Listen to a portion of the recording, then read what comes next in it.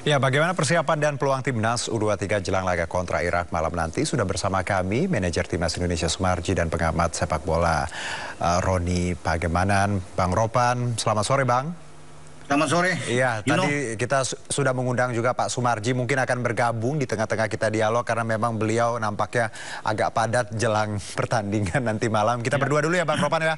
Oke. Bang, ini menarik kita bicara Indonesia Irak. Tentunya ada, ya kita punya asumsi bahwa ini nggak gampang tapi juga nggak sulit. Dari kacamata Anda sendiri, bagaimana Anda melihat jalannya laga malam nanti? Iya, pasti kan karena kedua tim ini baik Indonesia atau Irak ini sama-sama mengusung target lolos ke Olimpiade. Betul. Karena masih ada satu slot tersisa, itu di peringkat ketiga bagi semua tim untuk bisa ikut masuk ya. Kecuali kita gagal di perebutan tempat ketiga, harus lewat playoff. Jadi pertandingan ini kalau bilang seru, ya pasti akan ketat, ya akan rame dalam pertandingan ini. Nah, tinggal sekarang anak-anak itu melupakan dulu tuh. Tragedi melawan Uzbek itu dilupakan, sekarang mereka sudah 100% fokus untuk laga ini. Ya, mengembalikan lagi rasa percaya diri mereka, ya mental mereka untuk siap dalam laga pertarungan yang tidak mudah. Tidak gampang melawan Irak, karena Irak juga akan habis-habisan, sama seperti target kita. Ketika kita ingin menang, mereka juga ingin menang. Makanya pertandingan ini harus betul-betul bagi anak-anak kita jangan sampai kehilangan fokus. Ya, tetap disiplin di lapangan. Begitu, Juno. Bang Ropan, ini kita bicara Irak, lawan yang juga memang harus kita waspadai. Dari pendapat Anda, Bang, apa yang harus kita waspadai dari Irak? Ya, kita tahu ada Ali Jassim tentunya. Ya. Artinya mereka masih punya kekuatan, selain ada Bazim di depan sama Ahmed, ada Ali Jassim, pemainnya sudah mencetak 3 gol.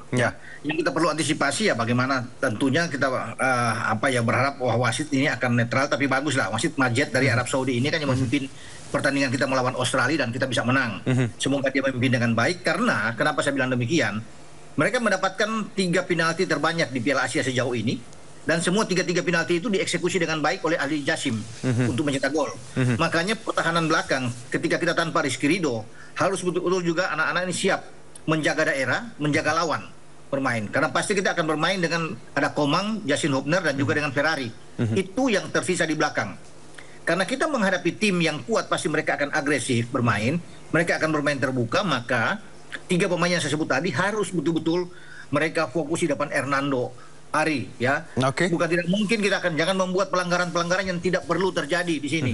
Ya, ini akan sangat berbahaya buat kita menghadapi Irak yang mengusung bagi Radi. Sesi Nali ini akan mengusung skema permainan mereka. Kalau tidak 4-4-2, mereka akan coba dengan skema yang sama seperti kita, 3-4-3. Begitu, Juno. Oke, ini menarik.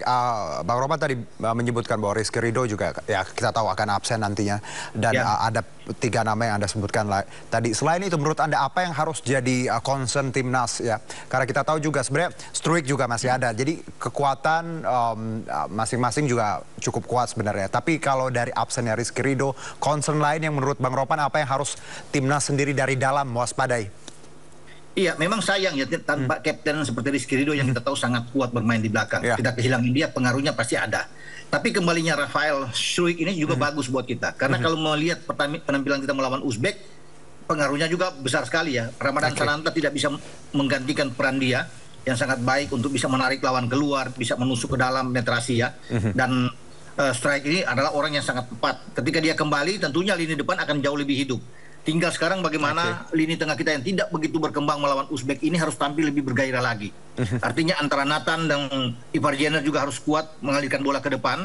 Itu yang ditunggu, dan semoga apa yang dilakukan oleh Ivar Jenner ketika dia memberikan umpan panjang saat menghadapi Korsel, ya dengan dimanfaatkan dengan baik oleh Rafael Struik, itu bisa terulang lagi karena dia mungkin mereka seirama bermain. Tinggal kekuatan di tengah saya pikir yang harus dilihat. Nathan harus lebih kuat lagi bermain di tengah untuk menghadapi Irak, karena mereka juga punya lini tengah yang sangat baik sekali. Tapi saya yakin ya, dengan kita fokus kembali melawan Irak ini, kita bisa memenangkan laga. Karena di fase grup, Irak itu pernah kalah lawan Thailand dengan 2-0. Nah, kalau mereka pernah kalah dengan Thailand, kita juga bisa memenangkan pertandingan ini. Semua berpulang terhadap niat, kesungguhan pemain-pemain kita untuk bisa bertarung melawan Irak. Gitu. Ya, fakta menarik ya tadi. Jadi kalau secara track record tadi dikalahkan Thailand, ini juga modal kita ya untuk melihat bagaimana sebenarnya kekuatan Irak. Plus tadi Bang Ropan menyebutkan Nathan, Ivan ya, juga Struik ini juga harus jadi tadi masing-masing memainkan perannya ya dengan maksimal, karena tadi lini tengah luar biasa nih ya. Harus kita waspadai bareng-bareng. Nah, Bang, kalau Anda juga menyebutkan bahwa tadi minim kesalahan, minim pelanggaran. Ini jadi concern kita bersama ketika kita lihat pertandingan-pertandingan sebelumnya bagaimana Sintayong pun menyebutkan dalam konvers bahwa mereka ya untuk penyelenggara bagaimana menjaga netralitas. Di sini saya pun sebagai supporter dan yang menonton tentunya banyak kecewa dengan sistem yang ada. Wasit ya dan juga wasit VAR juga. Bagaimana Bang Ropan melihat ini? Apa yang harus kita pahami bersama di sini? Iya, kalau bisa melihat di sini tentunya ya mau tidak mau kalau memang VAR adalah menjadi suatu penentu untuk sebuah hasil, ya kita tidak bisa bikin apa-apa. Ya kita harus bisa melihat itu. Tapi memang mesti ada hal-hal yang fair juga bisa melihat di sana sehingga kita tidak merasa dirugikan. Makanya saya bilang di sini wasit Majid ini adalah wasit yang tepat dipilih untuk pertandingan. Ya cuma sekali lagi di VAR itu kembali ada Udom ya, Sivakon yang berada di sana yang kita tahu bersama banyak juga kita dirugikan dalam ketika melawan Qatar, kemarin melawan Uzbek dan sekarang dia hadir walaupun posisi dia sekarang berganti. Ketika kita melawan Uzbek kemarin dia sebagai wasit utama untuk VAR. Ya. Cadangannya Hatap sekarang berbalik. Asisten, dia menjadi asisten. Tapi apapun ini berpengaruh juga. Ya, untuk dia bisa melakukan hal-hal yang sebenarnya saya nggak tahu ya apakah ini memang ada unsur sengaja karena melawan Uzbek pun pelatih Uzbek, pemain-pemain Uzbek sudah siap ketika Ferrari bisa membuat gol, tidak ada protes dari mereka dan wasit sudah taruh bola di tengah, sudah mau jalan, tapi kemudian dipanggil kan untuk mengecek lagi. Jadi ada hal-hal yang memang agak aneh-aneh juga. Witan dijatuhkan di kotak penalti sudah free kick, dicek juga untuk penalti. Tapi kemudian setelah dicek penalti itu gagal, mestinya kan keputusan pertama harus diambil dong, free kick yang dia tiup, tapi akhirnya ditidakkan juga, dianggap ada diving. Ini suatu kesalahan yang saya pikir nggak bisa terjadi. Jadi anak-anak itu saya bilang tadi harus hati-hati, meminimais setiap pelanggaran yang ada, jangan sampai ada fatal di belakang. Ya, untuk bisa karena itu menghadapi Irak yang selalu selama ini sebagai satu-satunya tim yang diuntungkan dengan penalti sebanyak 3 kali sepanjang turnamen, mereka terbanyak.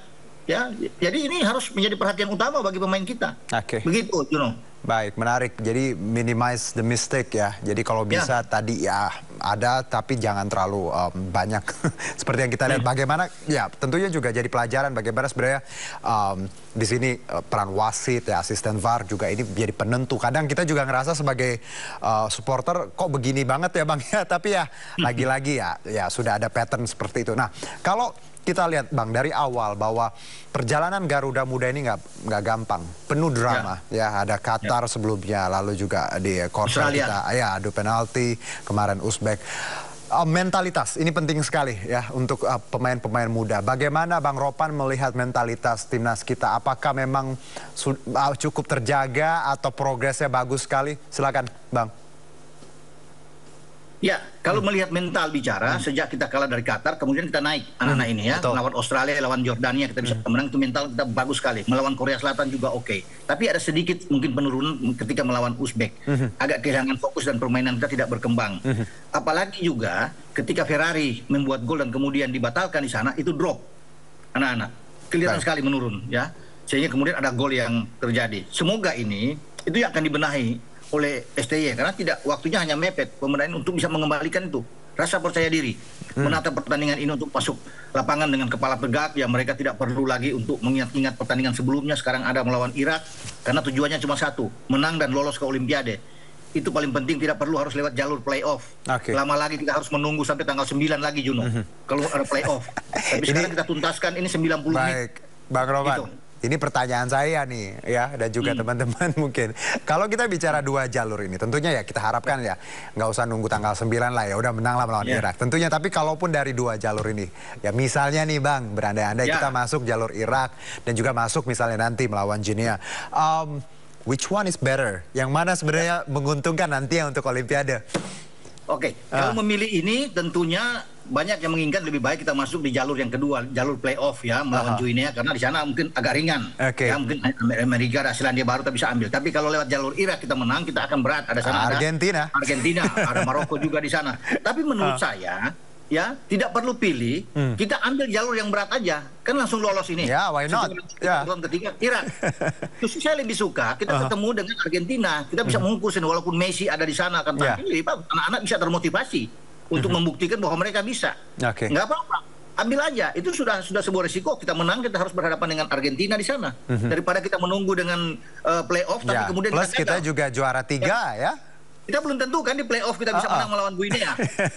Belum tentu. Oke. Jadi sebenarnya dua possibilities ini masing-masing punya resiko. Tapi kalau kita lihat lagi kembali bahwa melawan Irak kita otomatis juara 3 plus juga masuk Olimpiade dan bertemu Argentina ya Bang ya. Itu yang kita tunggu. Mantap itu. Iya, itu lengkap. Yang penting kita lolos. Itu yang penting kan. Kapan lagi tanding lawan Messi ya Bang ya timnas. Kalau playoff belum tentu kalau playoff. Oke. Bang. Oke, satu mungkin kalau kita lihat bahwa banyak progres yang didapat timnas muda, PSSI, Sinteyong ya, supporter kita Indonesia luar biasa, rasa kekeluargaan kita semuanya nonton bareng. Dari semua ini Bang, dari proses yang kita lewati di Piala Asia, Bang Ropan melihat nggak sih sebenarnya masa depan sepak bola dan ya olahraga tanah air Indonesia itu cerah sebenarnya kalau dikelola dengan baik, manage dengan baik, federasinya jujur gitu ya. Bagaimana Bang Ropan melihat masa depan khususnya sepak bola Indonesia? Saya pikir oke lah untuk masa depan sekarang ya dibandingkan dengan sebelum-sebelumnya ketika Pak Erick Thohir jadi sebagai ketua umum, artinya pembenahan yang mengutamakan dulu bagaimana peningkatan dari kualitas tim nasional ya, kemudian masih ada PR memang banyak ke belakang karena harus ada kompetisi yang paling penting untuk dibenahi juga ya, karena kompetisi kita kalau bicara di ASEAN itu keluar dari 4-5 besar bahkan, sehingga ini menjadi concern benar. Tim nasional perlahan tapi pasti udah bagus lah dengan ada pemain-pemain yang sudah diaspora atau naturalisasi yang bisa bergabung dengan kita, tapi jangan melupakan pembinaan usia muda juga harus dibenahi. Tim nasional putri kita juga harus ada kompetisi, jangan cuma ada tim nasional aja tapi tidak ada kompetisi kan, itu penting. Kemudian mengelola juga kompetisi Liga 1 kita untuk menjadi lebih baik lagi ya, seperti apa yang diinginkan Pak Erick untuk bisa menjadi nomor 1 di ASEAN. Tidak mudah memang, karena di dalam juga akan menyangkut dengan VAR harus ada ya, sehingga tidak ada keributan-keributan. Wasit juga harus ditingkatkan. Lihat aja kalau kita punya wakil wasit yang bagus untuk di Piala Asia seperti sekarang kan bagus, enak, tapi kan nggak ada yang bisa memimpin pertandingan untuk ditugaskan misalnya di VAR, karena kita nggak punya orang untuk VAR, jadi kita itu yang menjadi permasalahan problem kita ke depan gitu. Jadi kualitas dalam negeri kita perlu banyak perbaikan, karena kalau kualitasnya baik di dalam negeri pasti hasilnya untuk keluar juga maksimal ya Bang ya. Bang, tapi tadi sebelum kita tutup, Anda menyebut naturalisasi ini juga banyak jadi perbincangan banyak orang ketika kita tahu bahwa timnas komposisinya lumayan banyak untuk naturalisasi. Tentunya kita tidak anti naturalisasi, tapi ketika concern kita bahwa pemain-pemain dalam negeri, bagaimana Bang Ropan melihat porsi sebenarnya naturalisasi dan ya teman-teman yang memang asli Indonesia dalam negeri, bagaimana Bang Ropan harusnya? Kalau melihat di posisi komposisi di U23 kan kita sebenarnya cuma 4 naturalisasi yang ada. Cuma Yasin Hobner, Ivar Jenner, Rafael, dan Nathan Cho. Selebihnya itu kan 7 pemain itu di dalam semua bermain yang pernah di Liga 1. Walaupun masih ada di luar sekarang sama Pratama Arhan, tapi mereka jebolan Liga 1. Jadi memang bagus penampilan kita Jadi anak-anak ini yang bermain di dalam negeri itu terpacu motivasi mereka dengan kehadiran pemain-pemain naturalisasi atau diaspora ini, karena mereka juga bagian dari kita, punya keturunan, punya garis keturunan yang baik ya. Itu bukan mereka asal dicomot, tidak punya garis latar belakang Indonesia, mereka punya kakek nenek orang Indonesia, orang tuanya mama atau papa orang Indonesia. Baik, itu di tim U23. Nah sekarang kalau kita di tim senior yang banyak pemain ini kan jauh lebih bagus, karena kita mengincar prestasi yang tinggi. Sekarang diambang untuk lolos putaran ketiga, sebuah prestasi besar yang tidak pernah terjadi. Kalau tim senior kita bisa lolos, memang harus butuh pemain seperti mereka yang sudah menjadi. Kalau kita mengharapkan pemain yang saat sekarang ada di Liga 1 agak berat, itu menurut STY. Jadi sambil membenahi liga kita perlu pemain-pemain yang matang. Pemain-pemain yang berkompetisi di Eropa yang tingkat disiplinnya bagus, cara bermain bola bagus, passing-passing mereka terukur dengan baik. Itu penting bagi kita. Dan akan memotivasi pemain-pemain lainnya. Makanya dari U23 ini akan maju terus ke depan. Jadi komposisinya secara umum masih ideal, dan tadi bagaimana knowledge, transfer knowledge lah Bang ya di sini, bagaimana teman-teman yang dari luar juga dari dalam mereka bisa belajar. Ya tadi terkait ilmu dan mental. Oke Bang, satu nih, 10:30 nanti malam. Aduh, kira-kira kalau kita boleh prediksi Bang Ropan, berapa nih? Kalau bicara prediksi, tentu saya harus Indonesia dong. Apapun yang terjadi harus timnas U23. Artinya begini, kita bisa menang. Saya mengambil, kalau Thailand bisa mengalahkan mereka, mengapa tidak kita tidak bisa mengalahkan Irak? Artinya 1-0, 2-1 ada satu hal yang hasil yang baik buat kita. Ini ideal buat kita. Tidak perlu kita menang dengan skor banyak. Yang penting temanya, judulnya kita menang aja. Ya kan? Exactly. Jadi judulnya menang 1-0, 2-1 nggak perlu, yang penting menang. Gitu. Yang gitu, penting Juno. menang. Kita aminin bareng-bareng ya, Bang Ropan. Nonton di mana, Bang? Malam nobar atau di rumah atau? Kita lihat nantinya, bisa nobar juga kan, GBK kan ada buka nobar Betul. juga kan. Di Monas ada, Bang. Ya. Di Monas banyak, tinggal pilih. Baik, Ya, kan? Bang Ropan, terima kasih sekali atas obrolan singkat kita. Tentunya harapan kita ya, seluruh bangsa di tanah air Indonesia Raya ingin nantinya kita bisa punya tiket di Olimpiade dan tadi bisa berlaga di stage-stage internasional lainnya untuk membuktikan bahwa Garuda memang luar biasa. Bang Ropan, terima kasih, sehat-sehat, salam olahraga. Ya, salam olahraga.